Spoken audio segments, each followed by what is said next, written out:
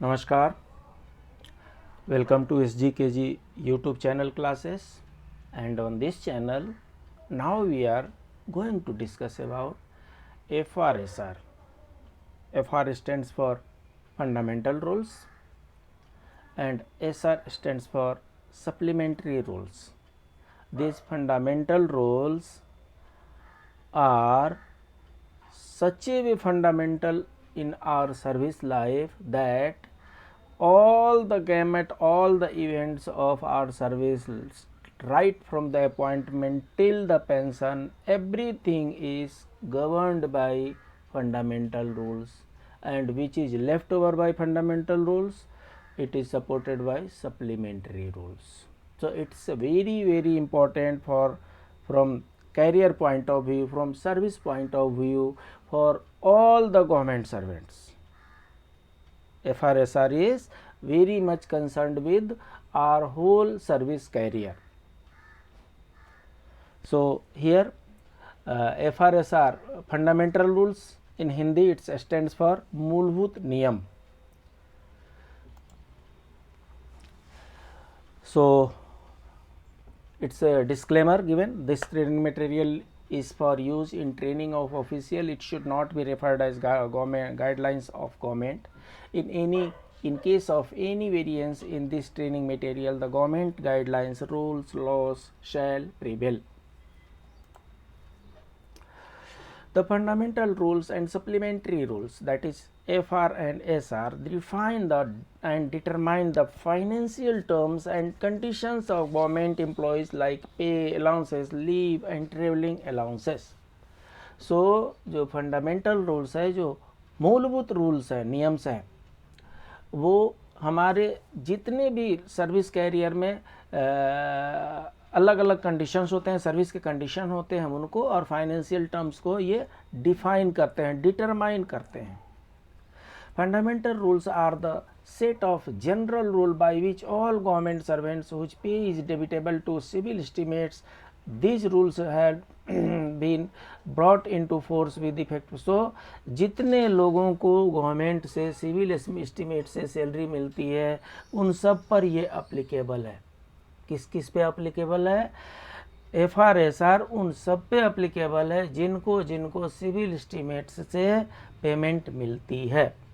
इसके अलावा जिसको भी वो डिपार्टमेंट CCS रूल अडॉप्ट कर लेती है, उन सब पर भी फंडामेंटल रूल्स अप्लीकेबल है. कब से इफेक्टिव है? These rules had been brought into force with effect from 1st January 1922. These rules had been brought into force with effect from 1st January 1922. जी हाँ, government of India act first time 1919 में आया, और 1919 में जो government of India act आया, उस government of India को authority बना करके फंडामेंटल रूल्स 1992 आया, जो 1 जनवरी 1922 से इफेक्टिव है. 1922 आया जो 1922 से इफेक्टिव है, और तब से ये चल रहा है. तो हम यूं कह लें कि इसकी एक सेंचुरी हो गई है, शताब्दी हो गई है, 100 वर्ष हो चुके हैं इस रूल को आए हुए पावर में. तो इस तरीके से फंडामेंटल रूल जो है वो ऐसा रूल है जो अंग्रेज़ों के ज़माने में तो बना था, लेकिन इसमें कोई बहुत बड़े चेंज नहीं किए गए. अगर किए गए होते तो इसका नाम बदल गया होता. There are a total of 130 fundamental rules, starting from fundamental rules 1 to fundamental rules 130. So basically fundamental rules 130 है. लेकिन गवर्नमेंट ऑफ इंडिया ने क्या किया, फ्रीडम होने के बाद से, इंडिपेंडेंट मिलने के बाद से, इंडिपेंडेंस के बाद से गवर्नमेंट ऑफ इंडिया ने जो रूल्स अप्लीकेबल नहीं थे, जो रूल्स अप्लीकेबल नहीं थे, उनको स्पेशल एक्ट ला करके वो रूल डिलीट कर दिए. सो प्रैक्टिकली 130 रूल्स आज के डेट में नहीं है. सीरियल नंबर सेम है, बट बीच में बहुत से रूल को डिलीट कर दिया गया है, क्योंकि तब जब रूल बना था तब इंडिया ब्रिटिश कॉलोनी थी, और 1947 में फ्रीडम मिलने के बाद से, 1950 में रिपब्लिक बनने के बाद से, डेमोक्रेटिक रिपब्लिक बनने के बाद से इसमें से फंडामेंटल रूल्स में कुछ डिलीशन किए गए हैं. The fundamental rules cover entire gamut of event situations which occur from the date of joining to the payment of pension post retirement. So एक सर्विस कैरियर में जितने भी पड़ाव पड़ते हैं, जितने भी इवेंट होते हैं, starting from the date of appointment, date of joining, starting from joining to the payment of pension post retirement, ये सारी चीज़ों की जो डिटेल में व्याख्या की गई है वो फंडामेंटल रूल्स में व्याख्या की गई. इसीलिए शुरू में ही हमने कहा था कि fundamental rules is attached to us in such a way that we can not run away from these rules. ये सारे रूल्स डे टू डे हम पे अप्लीकेबल होते हैं, day to day, morning to evening applicable होते हैं. अगर पता है तो आप समझ सकते हैं, और नहीं पता है तो आप इधर से उधर जानने के प्रयास करते रहते हैं. उनको एक साथ यहाँ पर हम डाल रहे हैं आपकी सुविधा के लिए.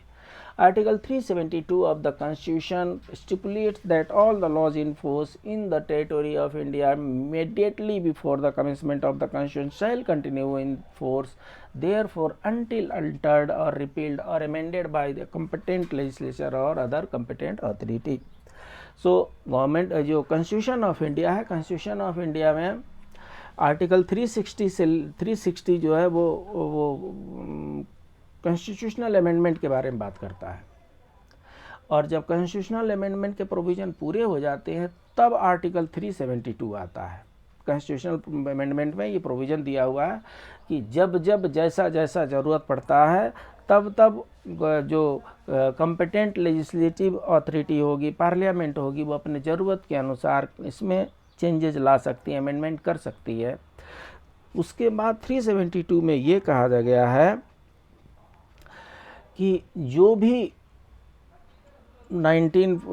भी इंडिपेंडेंस से पहले लॉ थे, रूल थे, रेगुलेशन थे इस इंडिया में, वे तब तक कंटिन्यू करेंगे जब तक पार्लियामेंट या कॉन्स्टिट्यूएंसी उनको चेंज नहीं कर देती, अल्टर नहीं कर देती, रिपील नहीं कर देती, अमेंडमेंट नहीं कर देती है.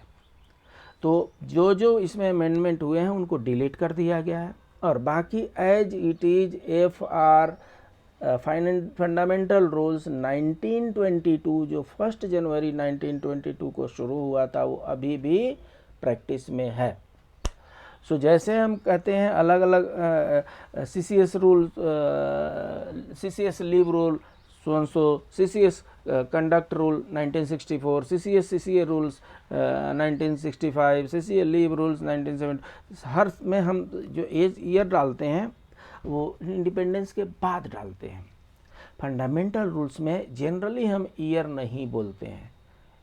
शायद ये कारण रहा होगा कि ये 1922 से चल रहा है और इसमें हमने अमेंडमेंट नहीं किया है. मुझे लगता है कि इस पर अगर गवर्नमेंट की नज़र जाएगी तो इसमें करेक्शन होंगे, क्योंकि इसके सप्लीमेंट में बहुत से सप्लीमेंट्री रूल भी बनाए गए हैं, और time to time DOPT order issue करके और इसको फर्दर मॉडिफाई करती रहती है, क्लेरिफाई करती रहती है. ज़रूरत ये है कि जितने भी ऑर्डर निकले हैं उन सबको एक जगह कंसोलिडेट करके फंडामेंटल रूल्स को रीफ्रेम करनी चाहिए. जो डिलीट है उनको हटा दीजिए और जो नए प्रोविज़न है उसको लगाइए. 100 साल तो हो गए, चेंजेस तो होने हैं. तो इसलिए गवर्नमेंट को चाहिए कि एक बार इस पर पुनर्विचार करे. तो मेन कंपोनेंट्स ऑफ FRSR क्या क्या है? Pay rules, leave rules, TA rules, pension rules. ये 4 मेन कंपोनेंट हमारे सर्विस कैरियर के होते हैं, और ये चारों मेन कंपोनेंट FRSR के द्वारा कवर किए जाते हैं.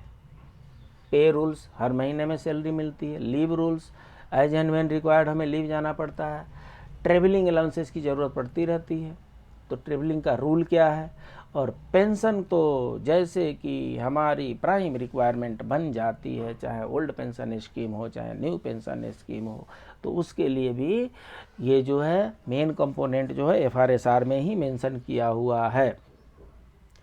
इसमें सप्लीमेंट्री रूल्स अलग अलग दिए हुए हैं, लेकिन इसके जो फंडामेंटल रूल्स है जिसके बेसिस पे आगे के सप्लीमेंट्री रूल्स बने हैं, जैसे लीव रूल्स यहाँ पर दिया हुआ है। लीव रूल्स यहाँ पर जो दिए हुए फंडामेंटल इन नेचर है, उसका स्टेपुलेशन जो है वह लीव रूल्स 1972 में अलग से दिया हुआ है। ऐसे ही पे रूल्स है, पे रूल्स का भी time to time DOPT order निकालती रहती है।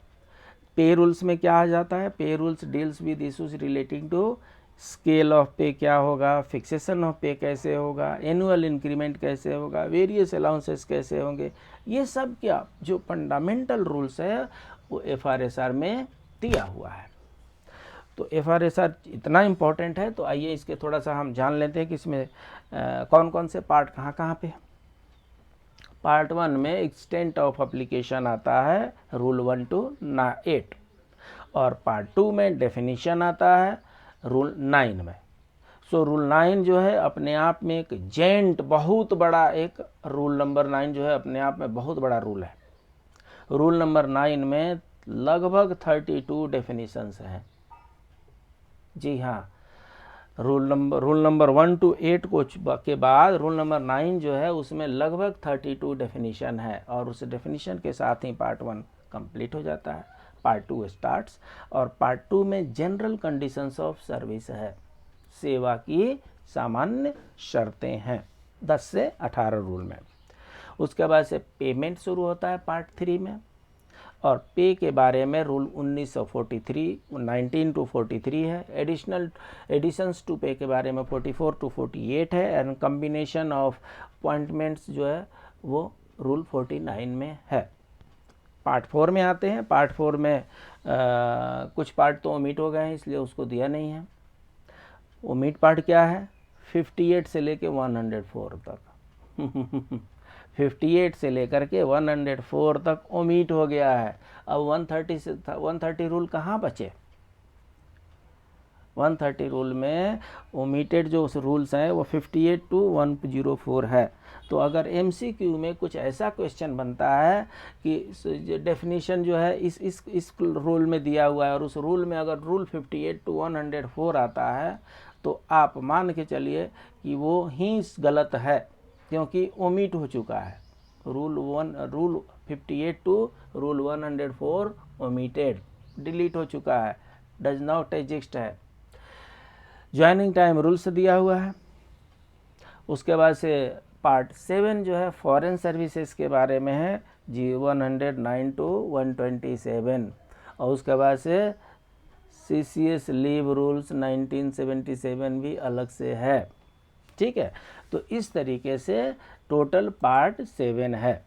अभी हम क्या पढ़ने जा रहे हैं, अभी हम पार्ट 1 सिर्फ पढ़ने जा रहे हैं। अभी हम यहाँ पर पार्ट 1 की डिस्कशन कर रहे हैं, जो बोलेंगे हम fundamental rules rule 1 to 9।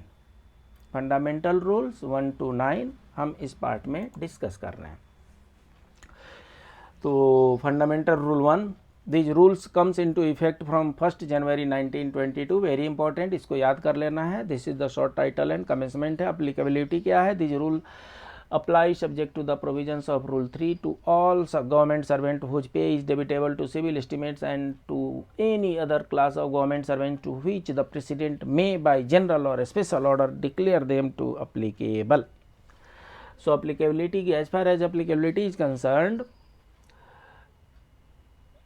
Rule 3 में कुछ कंडीशन दिए हुए हैं, उनको छोड़ करके वे सारे सिविल गवर्नमेंट सर्वेंट, वे सारे गवर्नमेंट सर्वेंट जिनको पेमेंट मिलता है civil estimates of government of India से, प्लस जिस डिपार्टमेंट को प्रेसिडेंट अपने जनरल या स्पेशल रूल ऑर्डर से डिक्लेयर कर दें कि CCS rule, FR rule is applicable to that department also, उन सब में एफआरएसआर रूल अप्लाई होता है। अब रूल 3 में ऐसा क्या एक्सेप्शन है वो देख लेते हैं। तो rule 3, fundamental rule 3, these rules do not apply to government servants whose conditions of service are governed by army or marine regulations. So army, navy, air force के अलग अलग रूल हैं, उनके लिए अलग अलग रूल बुक है, और इसलिए FRSR is not applicable to defence services. Fundamental rule 4 deleted, fundamental rule 5 deleted. Fundamental rule 5A, power to relax the rule in special circumstances.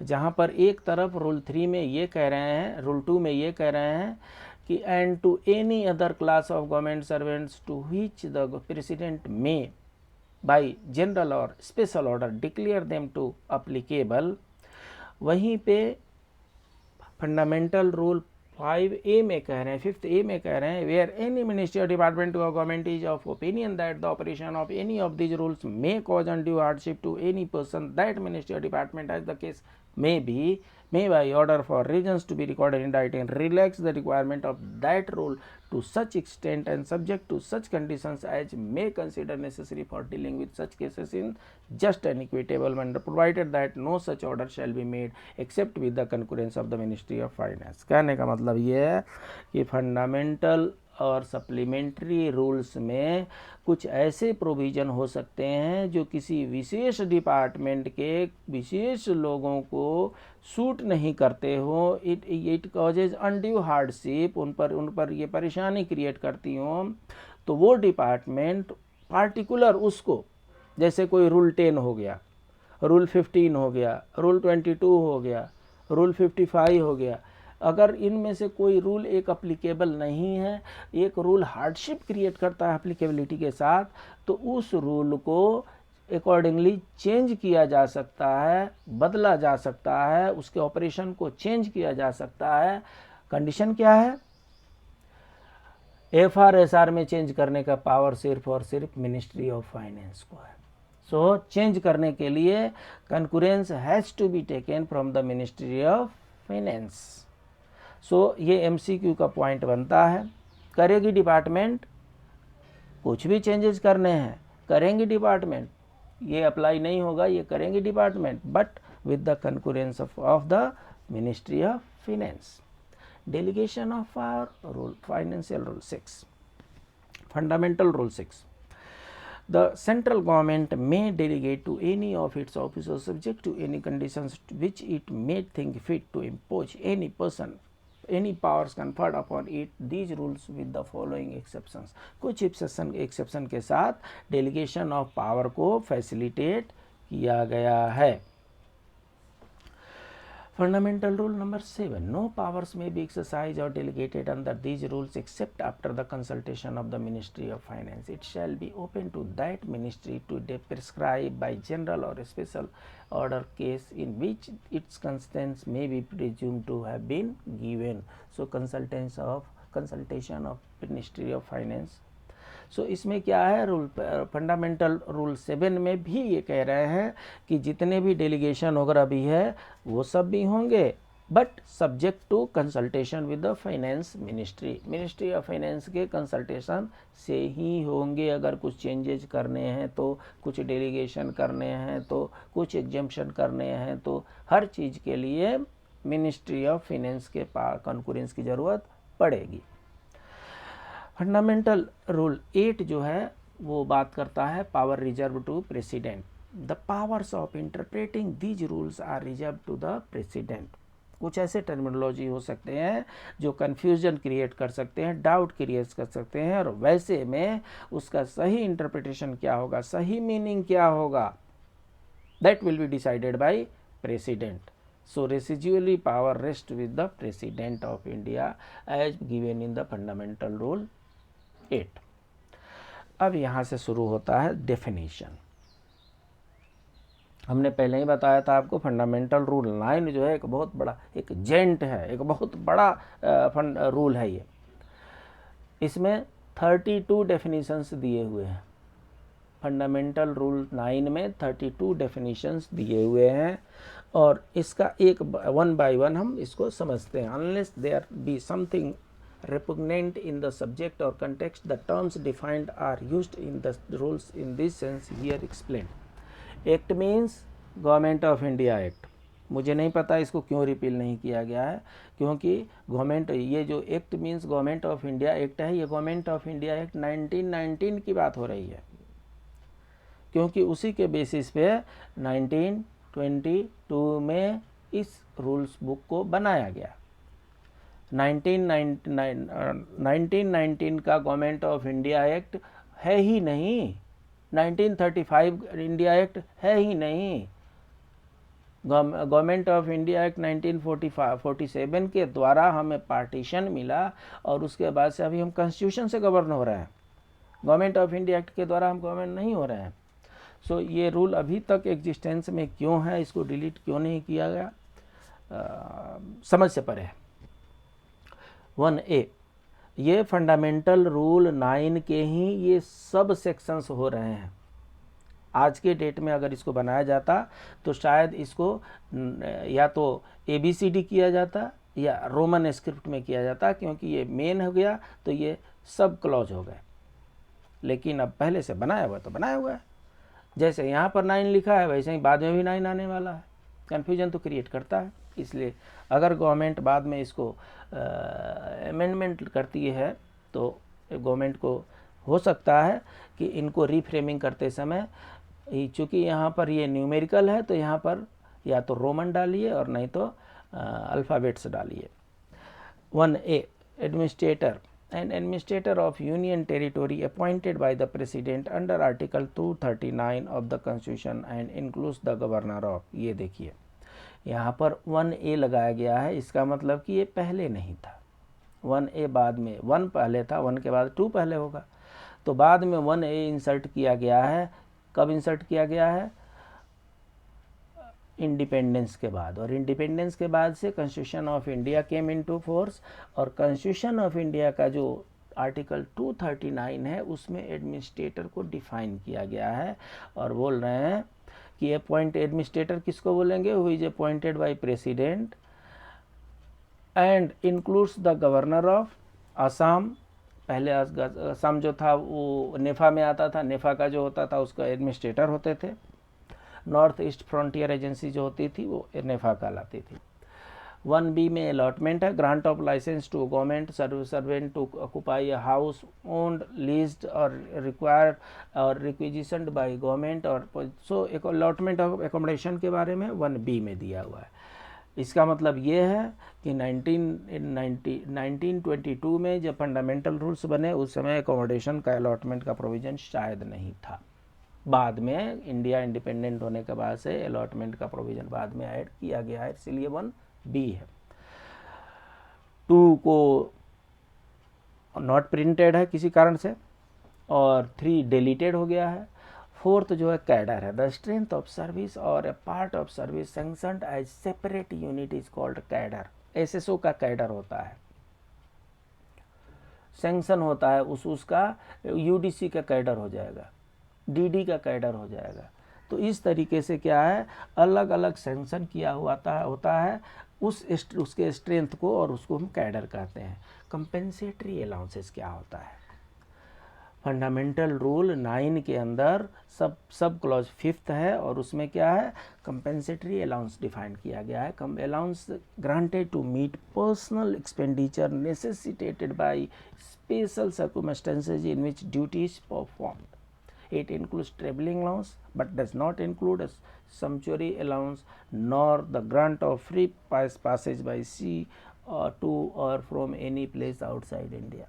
तो कहने का मतलब ये है कि कंपेंसेटरी अलाउंस एक ऐसा अलाउंसेज होता है जो हमारा जो पर्सनल एक्सपेंडिचर है necessitated by special circumstances in which duty is performed. कई बार हमें ऐसी ड्यूटी करने के लिए कहा जाता है जिसके लिए हमें अलग से एक्सपेंडिचर करना पड़ता है। एक जगह से दूसरे जगह टेम्पोररी ड्यूटी में भेजा जाए, एक जगह से दूसरे जगह ट्रांसफ़र कर दिया जाए, किसी स्पेशल ड्यूटी में लगाया जाए, तो उसमें क्या होता है, जो हमारा मंथली पेमेंट फिक्स हुआ है उसके अलावा कुछ अलग से एक्सपेंडिचर हमें इनकर करने पड़ते हैं। उस एक्सपेंडिचर को कंपेंसेट करने के लिए, उस एक्सपेंडिचर को रीइंबर्स करने के लिए, उस एक्सपेंडिचर को एडजस्ट करने के लिए कंपेंसेटरी अलाउंसेस दिया जाता है। कई जगहों पे हिल अलाउंसेस मिलते हैं, वहाँ पर हिल के अनुसार हमारे एक्सपेंसेस बदल जाते हैं, तो इनको हम कंपेंसेटरी अलाउंसेस कहते हैं। थोड़ा सा इसके हटके इसमें कुछ एक्सप्लेनेशन है कॉन्स्टिट्यूशन का। As per constitution article 266 all revenue received by the government by way of direct taxes and indirect taxes, money borrowed and receipts from loans given by the government flow into the consolidated fund. No money can be withdrawn from this fund without parliament's assembly approval. कहने का मतलब ये है, यहाँ पर consolidated fund को define किया गया है किसमें, 266। याद रखने का तरीका यह है कि 226 आर्टिकल 226 जो है उसमें हाई कोर्ट के पावर दिए हुए हैं। आर्टिकल 226 में हाई कोर्ट के पावर दिए हुए हैं और आर्टिकल 266 में कंसोलिडेटेड फंड के बारे में दिया हुआ है। कंसोलिडेटेड फंड एक ऐसा फंड है, ऑलमोस्ट वन वे है ये अकाउंट वन वे अकाउंट है। इसमें ऑल ओवर इंडिया में डायरेक्ट टैक्स, इनडायरेक्ट टैक्स और भी जितने मनी बोरोइंग होती है, जितने भी रिसिप्ट होते हैं, जो भी लोन होते हैं, ये सब कुछ वन वे है, ये कंसोलिडेटेड फंड में जमा होते हैं। ईएसआईसी में अकाउंट नंबर 1 है। ईएसआईसी में अकाउंट नंबर 1 जो है वो कंसोलिडेटेड फंड के नेचर का है, वन वे है, इसमें सिर्फ और सिर्फ जमा होते हैं। कंसोलिडेटेड फंड से अब जमा तो सारे हो गए, खर्चे के लिए निकालना तो पड़ेगा, तो no money can be withdrawn from this fund without parliament's assembly approval. So consolidated fund से आपको क्या करना है, पार्लियामेंट से अप्रूवल लेना पड़ता है, बजट पास करवाना पड़ता है कि आपके ये एस्टीमेट है, ये प्लान है, और पार्लियामेंट के पास होने के बाद ही कंसोलिडेटेड फंड से आप विड्रॉवल कर सकते हैं और उस विड्रॉल को निकाल करके और तब अलग अलग अलॉटमेंट में दिया जा सकता है। सो कंसोलिडेटेड फंड से विड्रॉवल का पावर जो है वो सिर्फ और सिर्फ गवर्नमेंट के पास है, that too with the concurrence of parliament of the nation और assembly of the particular state. 266 के बाद से 267 भी है। 267 में क्या आता है, फॉर मीटिंग अनफोर्सीन एक्सपेंडिचर। जो आर्टिकल 266 में है इसमें बजट पास किया जाता है, इसका मतलब कि कुछ प्लान्ड एक्सपेंडिचर होते हैं। 267 में अनप्लान्ड एक्सपेंडिचर है, क्योंकि for meeting unforeseen expenditures this fund is at the disposal of the president and any appropriation out of this fund does not need prior approval of the parliament. It is held by the finance secretary on behalf of president, governor as the case may be. So क्या होता है यहाँ पे, कुछ ऐसे जो planned से unplanned में कोई अचानक कोई रिक्वायरमेंट आ गई, अचानक रिक्वायरमेंट के बारे में प्रेसिडेंट के पास पावर दिया हुआ है आर्टिकल 267 में। अब आइए डेफिनेशन कंटिन्यू करते हैं। फंडामेंटल रूल 9 के 6th कॉलम में ड्यूटी को डिफाइन किया गया है। ड्यूटी को AB करके डिफाइन किया हुआ है। Duty includes service as a probationer और apprentice, such service is followed by confirmation. So duty में क्या आता है, प्रोबेशनरी टाइम जो है, प्रोबेशन पीरियड जो है ड्यूटी में आता है, अप्रेंटिस जो है ड्यूटी में आता है। ये ड्यूटी में तभी आएगा जब ये कंफर्म होता है। अगर कंफर्म नहीं होता तो probation period, apprentice, such services will not be counted as duty. Otherwise पहले अप्रेंटिस हुआ, चाहे पहले प्रोबेशन हुआ, उसके बाद से कंफर्म हो गई सर्विसेज, तो that period also includes duty. Joining time, जब ट्रांसफ़र होता है तो 8 दिन, 10 दिन, 15 दिन रूल के अनुसार कुछ ज्वाइनिंग टाइम दिया जाता है। उस ज्वाइनिंग टाइम में गवर्नमेंट सर्वेंट पहला स्टेशन छोड़ चुके होते हैं और दूसरे स्टेशन पर पहुंचे नहीं होते हैं। पहला स्टेशन में छोड़ चुके होते हैं और दूसरे स्टेशन पे भी पहुंचे नहीं होते हैं, उस पीरियड को ज्वाइनिंग टाइम कहते हैं और ज्वाइनिंग टाइम को भी ड्यूटी में इंक्लूड किया गया है। इसको ब्रेक ना समझा जाए। बी में क्या है, government servant may be treated as on duty. 6th B में बोल रहे हैं कि a government servant may be treated as on duty during a course of instruction और ट्रेनिंग इन इंडिया। मतलब ट्रेनिंग पीरियड हो रही हो, ट्रेनिंग का कोई कोर्स हो रहा है, कोर्स ऑफ इंस्ट्रक्शन हो रहा है, वो भी ड्यूटी में काउंट होगा। in the case of student stipendiary or otherwise who is entitled to be appointed to the service of government on passing through a course of training at a university, college or school in such during the interval between the satisfactory completion of the course and his assumption of the duties. So इसमें training जो है department की बात हो रही है, course of instruction department की बात हो रही है। डिपार्टमेंट के अलावा भी कुछ ऐसे भी कोर्सेज़ की ज़रूरत पड़ सकती है, कुछ ऐसे भी स्टडीज़ की ज़रूरत पड़ सकती है जिसमें स्कूल कॉलेज में जाना पड़ता हो और उसके बाद से वो ड्यूटी एजम्पशन कर लेते हैं, उसको भी हम उस फुल पीरियड को, उस फुल स्टडी पीरियड को हम ड्यूटी में काउंट करते हैं। 6A में फ़ी के बारे में दिया हुआ है। A recurring or non-recurring payment to a government servant from a source other than the Consolidated Fund of India or the Consolidated Fund of a state or the Consolidated Fund of Union Territory, whether made directly to the government servant or indirectly through the intermediary government, but does not include, कहने का मतलब फ़ी जो होता है चाहे कुछ recurring हो सकता है चाहे नॉन रिकरिंग पेमेंट हो सकता है। गवर्नमेंट सर्वेंट को अदर दैन कंसोलिडेटेड फंड से जो दिया जाता है उसको फ़ी कहते हैं। But fee does not include unearned income such as income from property, dividends and interest on securities.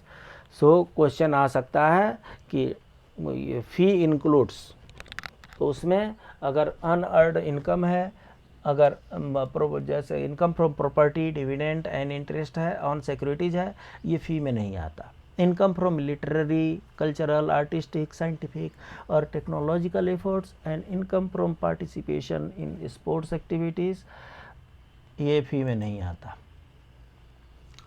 उसके बाद से 7th clause, foreign service, service in which a government servant receives his pay with the sanction of government from any source other than the Consolidated Fund of India or the Consolidated Fund of a state or the Consolidated Fund of Union Territory. So जहाँ कहीं भी consolidated fund of India के अलावा किसी दूसरे fund से payment करने की ज़रूरत पड़ता है उस सर्विसेज को फॉरेन सर्विसेज कहते हैं।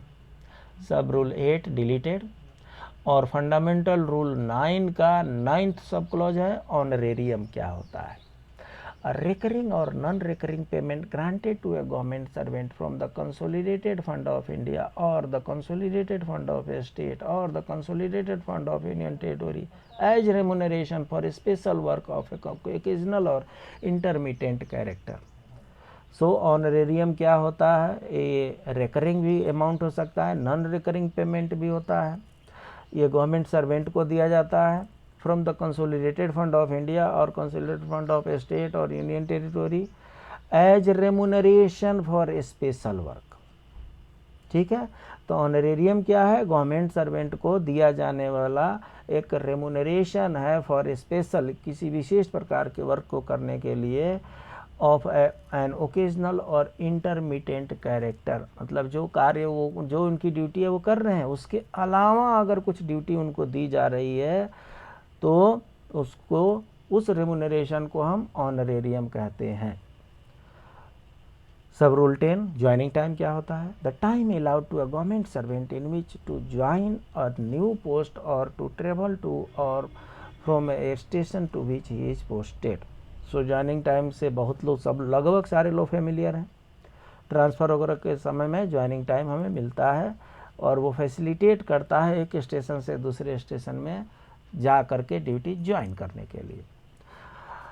11th not printed. 12th leave salary, the monthly amount paid by government to a government servant on leave. So leave में रहते हुए भी हमें सैलरी मिलती है और उसको लीव सैलरी कहते हैं।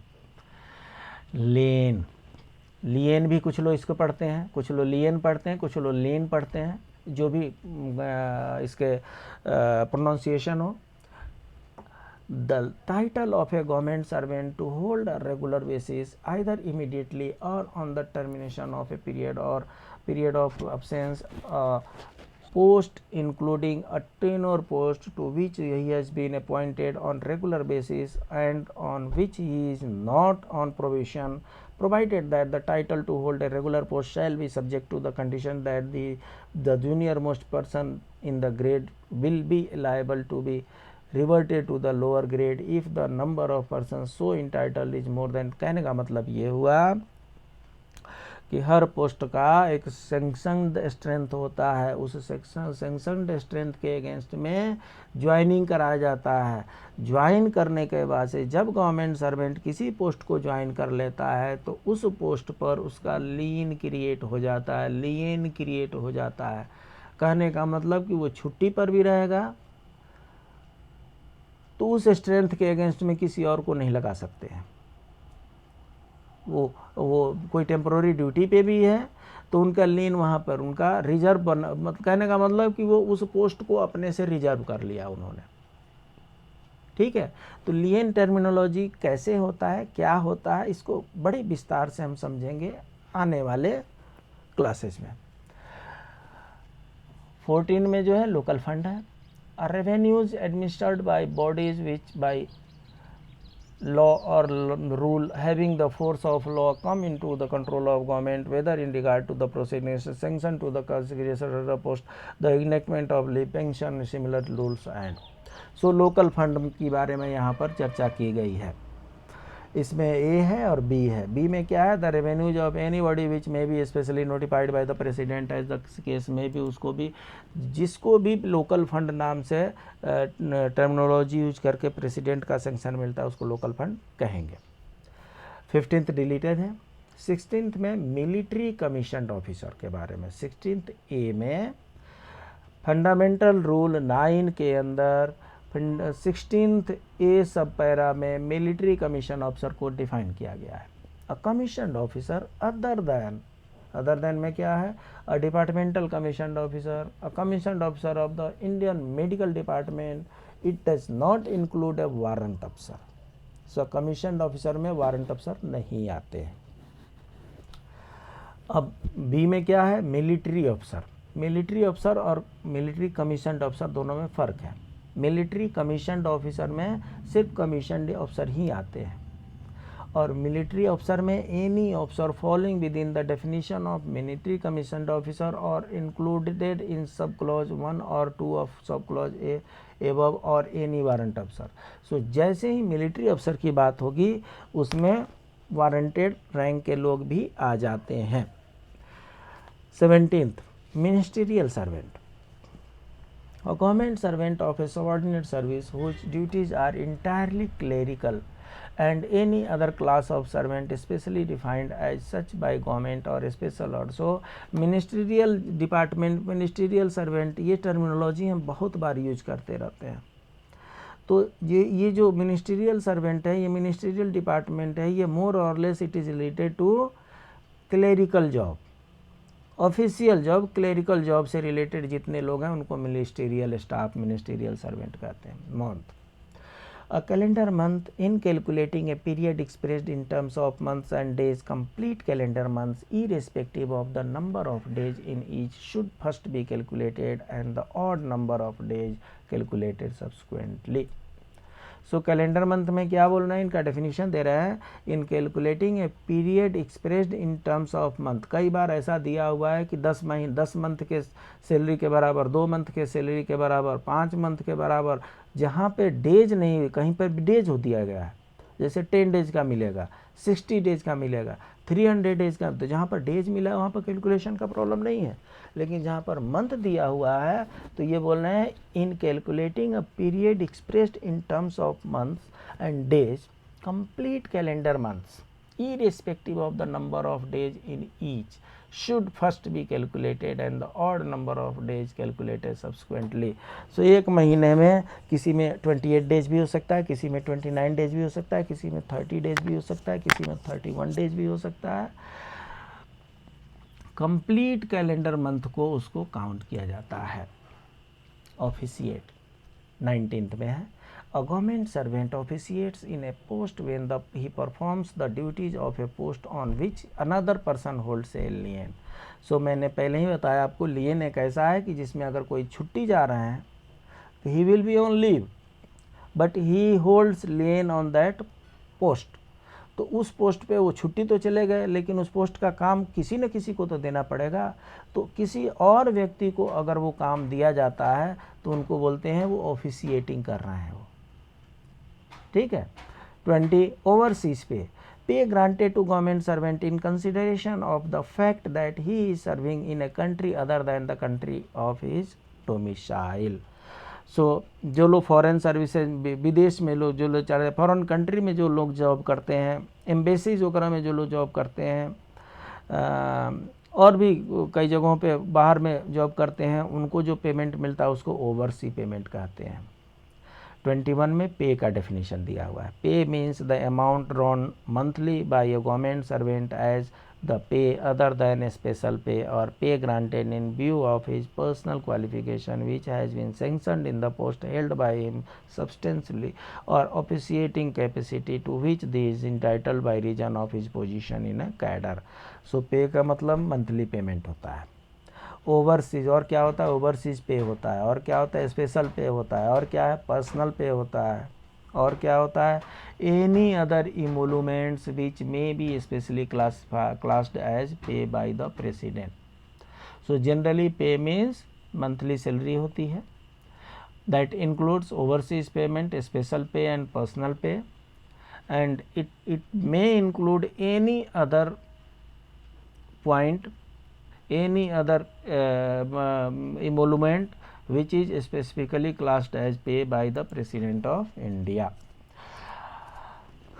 नंबर 22 फंडामेंटल रूल्स 9 के अंदर में number 22 permanent post, a post carrying a definite rate of pay sanctioned without limit of time.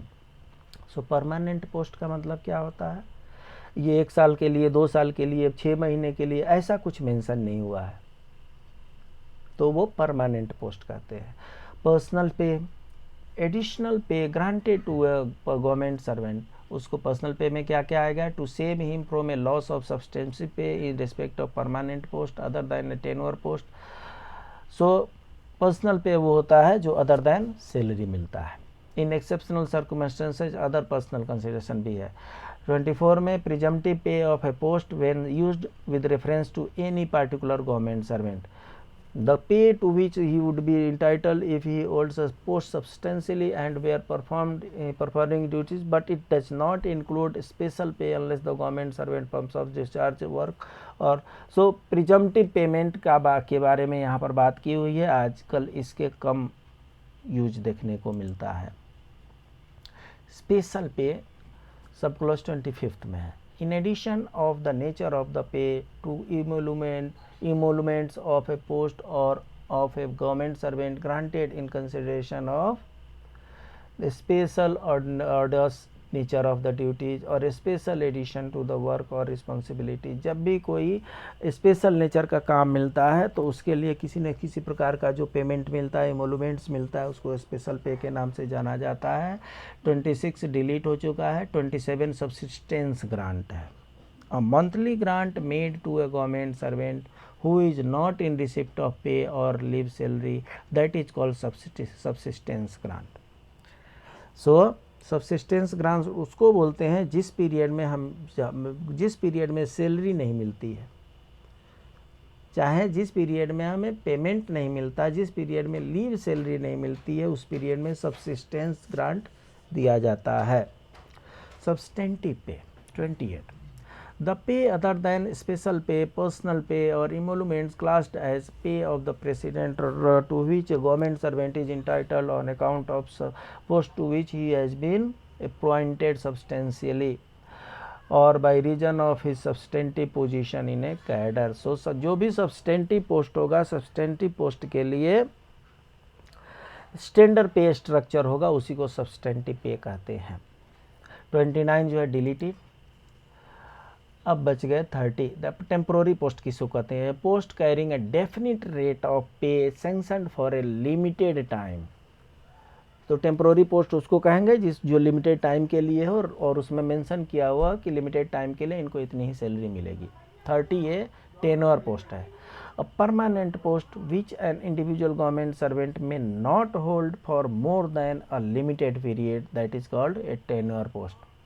Tenure post होता है 3 ईयर, 6 ईयर, 9 ईयर के लिए, उसके बाद से आपका उसको चेंज किया जाता है, उसको टेन्योर पोस्ट कहते हैं। 31A टाइम स्केल पे which subject to any condition prescribed in these rules rises by periodical increment from a minimum to a maximum. It includes the class of pay that are known as progressive. So time scale payment के बारे में यहाँ पर define किया गया है, provision clear है। Time scales are said to be identical if the minimum and maximum, the period of increment and rate of increment of the time scale are identical. सी जो है बहुत लंबा है, उसको देख लेना है। 32 is the last sub clause of fundamental rules 9। Fundamental rules 9 के अंदर हम डेफिनेशन पढ़ रहे हैं, और उस फंडामेंटल रूल्स ऑफ 9 के अंदर 32nd जो है ये लास्ट सब क्लॉज है, इसमें ट्रेवलिंग अलाउंस मेंशन किया हुआ है। सो रूल फंडामेंटल रूल्स 9 में सबसे लास्ट में क्या है, ट्रेवलिंग अलाउंसेज है।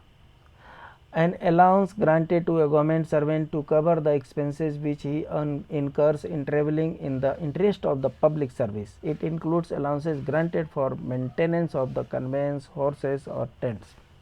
So travelling allowances में क्या आता है, ट्रेवलिंग अलाउंसेस जो है वो गवर्नमेंट सर्वेंट को दिया जाता है, जिससे उनके जो अपने एक्सपेंडिचर हैं ट्रेवलिंग के चलते, वो ट्रेवलिंग किसके लिए, for the interest of the public service. छुट्टी पे जा रहे हैं, वो इंटरेस्ट ऑफ पब्लिक सर्विस नहीं है, वो इंटरेस्ट ऑफ सेल्फ सर्विस है, वो सेल्फ इंटरेस्ट में है।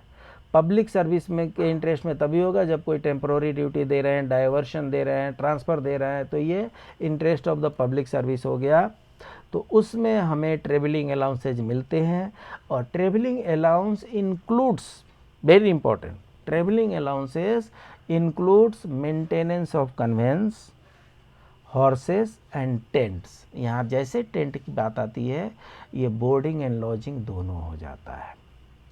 तो ट्रेवलिंग अलाउंसेज में दैट इंक्लूड्स और accommodation charges also, hotel charges also, in addition to conveyance hotel charges भी उसमें आते हैं। तो ट्रेवलिंग अलाउंसेस में हमारा कन्वेंस भी आता है, और हमारे बोर्डिंग एंड लॉजिंग दोनों मिला करके ही ट्रेवलिंग अलाउंसेस में आते हैं। तो ये जो था आपको फंडामेंटल रूल्स का जो फर्स्ट पार्ट था, उसमें रूल 1 to 9 था, जिसमें 9 बहुत बड़ा था और इसमें डेफिनेशन थे। आज का नीति श्लोक, सदृशा पुरुषेण हातव्या भूति मिच्छताम, निद्रा तंद्रा भयम क्रोध आलस्यम दीर्घ सूत्रता। कहने का मतलब ये है कि संपन्न होने की इच्छा रखने वाले मनुष्य को इन 6 बुरी आदतों को त्याग देनी चाहिए। जिनको संपन्न नहीं होना है उनके लिए ये नहीं है, और जिनके पास ये अभिलाषा हो, ये लालसा हो कि हमें संपन्न होना है, बड़ा आदमी बनना है, उनके पास अगर ये 6 तरह के हैबिट्स हैं, इन 6 हैबिट्स को छोड़ देनी चाहिए। क्या है, अधिक नींद, बहुत सोने वाली आदत है, जड़ता है, जड़ता का मतलब कि एक बार जिसको पकड़ लिए उसको छोड़ने का मन नहीं करता है, वहीं पर चिपके रह गए, वहाँ से मूवमेंट नहीं होती है, बहुत चेंजेबिलिटी नहीं है, एडाप्टेबिलिटी नहीं है, वो होना चाहिए। भय, छोटी छोटी बातों में डर जाना, क्रोध, छोटी छोटी बातों पे गुस्सा हो जाना, आलस्य मतलब धीरे धीरे काम को करना और कार्य को टालने की प्रवृत्ति, आज करने वाला काम कल कर लेंगे, कल करने वाला काम परसों कर लेंगे, सुबह वाला काम शाम में कर लेंगे। ये जिनके पास ये 6 प्रकार की टेंडेंसी होती है, ये संपन्न नहीं हो पाते हैं। तो जिनको संपन्न होने की इच्छा है, जो संपन्न होना चाहते हैं, उन्हें ये 6 बैड हैबिट्स को छोड़ देनी चाहिए। ये 6 जो हैबिट्स हैं, इनको बैड हैबिट्स कहा जाता है। क्या है, नींद, लिमिटेड पीरियड के लिए नींद अति आवश्यक है, वो बैड हैबिट में नहीं आती है, इसीलिए ब्रैकेट में अधिक नींद दिया हुआ है।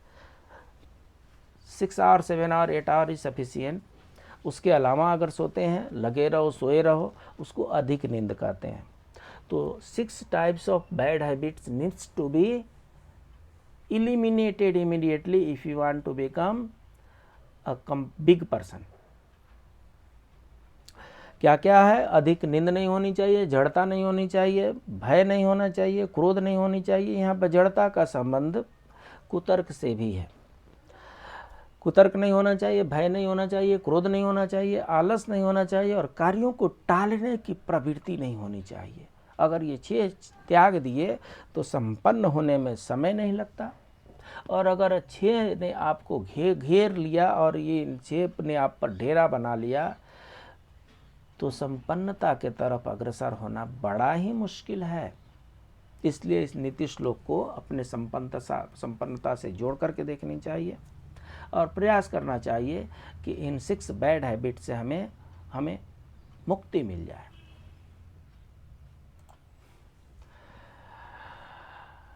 वैसे तो बहुत लोगों ने हमारे चैनल को सब्सक्राइब किया है, 1 महीने में हमारे सब्सक्राइबर बहुत तेज़ी से बढ़े हैं। फिर भी जिन्होंने सब्सक्राइब नहीं किया है और आपको ऐसा लगता है कि हमारे चैनल से किसी भी प्रकार का आपको एजुकेशन मिल रहा है, इग्नोरेंस दूर हो रहा है, नॉलेज गेन करना है, तो एक सब्सक्राइब तो बनता है साहब।